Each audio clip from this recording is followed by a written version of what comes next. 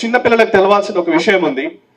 16th century అంటే 16వ శతాబ్దం 17వ శతాబ్దం వరకు గ్లోబల్ జీడిపి, ఇక్కడ ఉన్న వాళ్ళకి ఎవరికైనా తెలుస్తుంటది, గ్లోబల్ జీడిపి ప్రపంచ స్థూల జాతీయోత్పత్తి తీస్తే అంటే ప్రపంచ దేశాల అన్ని దేశాల ఎకానమీని పోగేస్తే అందులో 35% ఒక భారతదేశమే కాంట్రిబ్యూట్ చేసింది. మీరు నమ్ముతారా? 16th సెంచరీ వరకు భారతదేశపు జీడిపి ప్రపంచ జీడిపిలో 35%, చైనా జీడిపి 35%, భారత్ చైనా కలిసి 30%, మొత్తం చైనా భారత్ కలిస్తే 65% జీడిపి, ప్రపంచంలో 65% జీడిపి భారతదేశానికే ఉంది. రైట్, భారతదేశం అండ్ చైనా కలిపే ఉంది.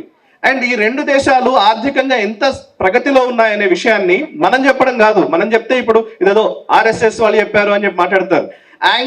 ఆయన యాంగస్ మాడిసన్ అని అమెరికన్ ఎకానమిస్ట్ చెప్పినటువంటి మాట ఇది. సో భారతదేశం ఆ టైంలో మీరు చూడండి, ఇక్కడ ఒక గోడ ఉందనుకోండి, ఎగ్జాక్ట్ స్ట్రైట్ లైన్ వచ్చే విధంగా, అంటే ఆర్కిటెక్చరల్ వాల్యూస్, మీకు తెలుసు కదా, ఆర్కిటెక్చరల్ వాల్యూస్ తోటి ఒక అద్భుతమైన కట్టడాన్ని కట్టడం కోసం మన దగ్గర ఈ రోజు మనం ఎంత కృషి చేస్తున్నాం? ఏమన్నా కృషి చేస్తున్నామా? మనం డబ్బుల యావలో పడిపోయినాం. ఇప్పుడు మనం వీళ్ళందరూ మాడతారు కదా, చాలా మంది అదే తాజ్ మహల్ నిర్మాణానికి రాళ్ళెత్తిన కూలీలు ఎవ్వరు అని శ్రీశ్రీ కవితలు రాసినప్పుడు మేము కూడా చిన్నప్పుడు ఎప్పుడో చదివినప్పుడు ఊగిపోయాడు. నిజంగానే తాజ్ మహల్ నిర్మాణం ఎంత గొప్పదో, కానీ ఆ రాళ్ళెత్తిన కూలీలు ఎవరు, ఇవన్నీ మాట్లాడతారు. సరే, తాజ్ మహల్ కట్టింది షాజహాన్ కాదు, నేను క్లారిటీ ఇచ్చి చెప్తున్నాను. సరే, అంతకుముందు మన వాళ్ళు కట్టిపెట్టింది.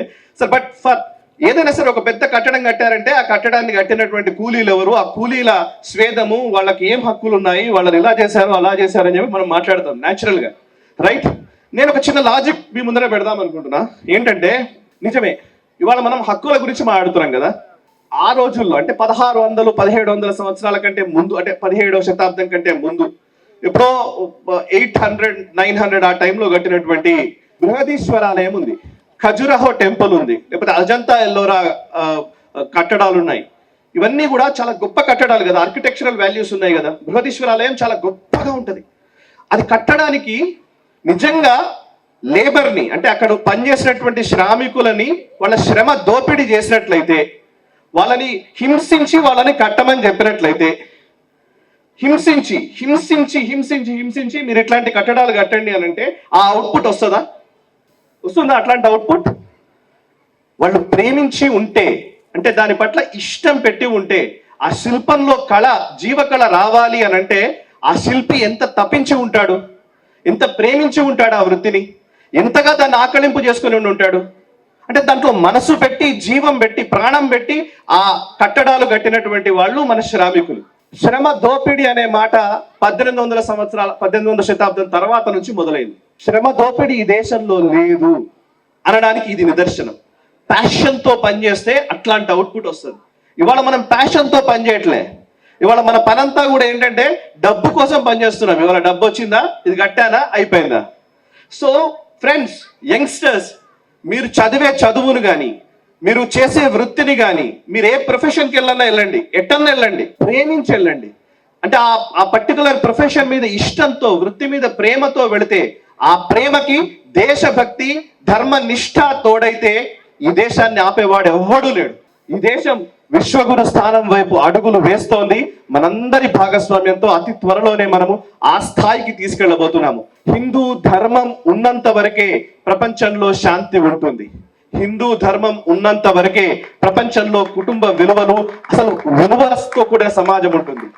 మీరు ఏ దేశంలో అయినా రూల్స్ పక్కన పెట్టండి, అమెరికాలోకి వెళ్ళి రూల్స్ తీసేయండి, పోలీసులు ఉండరు అని చెప్పండి.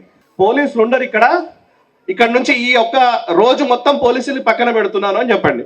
సొసైటీ ఒక రోజులో కుప్పకూలిపోతుంది. మీరు బ్లాక్ లైవ్స్ మ్యాటర్ టైంలో అప్పుడు చూస్తే, నల్ల జాతీయుల వాళ్ళ టైంలో షాప్ లిఫ్టింగ్ జరిగింది, షాపులు మొత్తం దోచుకెళ్ళిపోయారు. రైట్, అదే మన భారతదేశంలో మనం రూల్స్ కి భయపడం. మనం దేనికి భయపడతాం? ఏదైనా తప్పు చేస్తే నా పిల్లలకు తగులుతుందేమో అని భయం. ఏదైనా తప్పు చేస్తే ఆ దేవుడు నన్ను నాకు ఏం శిక్ష వేస్తాడో అని భయం. అంటే ఈ సొసైటీని ఇన్ని సంవత్సరాల పాటు నడిపించింది పాప భీతి, భగవంతుని పట్ల భక్తి, ధర్మ మార్గం, రూల్స్ కాదు. మనం ఎప్పుడైతే ఈ ధర్మ నిరతి నుంచి, ఈ పాప భీతి నుంచి, లేకపోతే ధర్మ నిష్ఠ, దేశభక్తి వీటి నుంచి పక్కకు జరిగి మనం ఎప్పుడైతే రూల్స్ ని పెట్టుకొని మాట్లాడడం మొదలు పెట్టామో అక్కడ మొదలైంది చిన్న పిల్లల మీద అఘాయిత్యాలు, చాలా దారుణాతి దారుణమైన వ్యవస్థలు, ఇవన్నీ కూడా ఈ మధ్య కాలంలో మన దేశంలోకి వచ్చినవే. ఈ వీడియో మీకు నచ్చినట్టయితే లైక్ చేయండి, 10 మందికి షేర్ చేయండి. అలాగే కామెంట్ల రూపంలో మీ అభిప్రాయాలను మాతో పంచుకోండి. Nationalist hub group of channels ను సబ్స్క్రైబ్ చేసుకుని తెలుగునాట జాతీయవాద జర్నలిజాన్ని ప్రోత్సహించండి. ఈ వీడియో కింద ఉన్న బెల్ ఐకాన్ పై క్లిక్ చేయడం మర్చిపోవద్దు.